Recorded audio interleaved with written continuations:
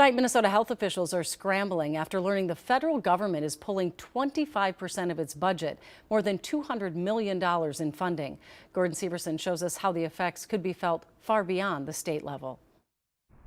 At the Minnesota Department of Health, it was a day filled with emotions. Super gut punch, shock. Deputy Commissioner Wendy Underwood says it's the reaction she would expect from her employees when the federal government unexpectedly cuts $226 million from their budget. This termination is effective immediately. Underwood says they're still analyzing how these cuts will impact the state healthcare system. But here's what they do know. The grants were approved during the COVID era and could affect programs and initiatives such as free vaccine clinics, educational outreach, and free transportation for medical care. The money adds up to about a quarter of their budget, and Underwood says there will be layoffs. We anticipate that it could be between 150 and over 200 team members. And Underwood says there will likely be additional layoffs at the county and city level and with private businesses because a lot of this grant money was used to fund programs outside of the state health department. We're still trying to understand this. Governor Tim Walz says he's concerned about the cuts themselves, but also the blunt way they're being carried out, with little to no warning for state agencies. I talk to the average Minnesotan, and they may think government should be more streamlined, but they think there should be a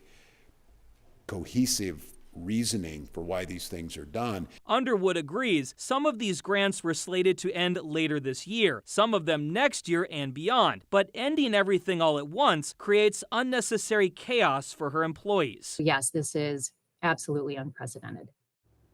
Now, to give you an idea of the scope of this, the Minnesota Department of Health has around 2,000 employees. These cuts could eliminate around 200 of those jobs, so around 10%. Just a few hours ago, we also heard from the city of Minneapolis that they are expecting to lay off at least 3 city employees because of these cuts. And again, there will likely be other layoffs across the state as well. Yeah, and I know polls show there's broad support for getting rid of waste and fraud in government, but that's interesting that they're ending these before the grants themselves run out. Yeah, and that was part of the explanation from the federal government. Was they argue that this was COVID money that was, during that, and that the pandemic is over. This money is not needed. But the health department and some of the health officials argue that that money kind of addressed some gaps that emerged during the pandemic. So they were kind of hoping that this would become more permanent funding. Right. All right. Thank you, Gordon.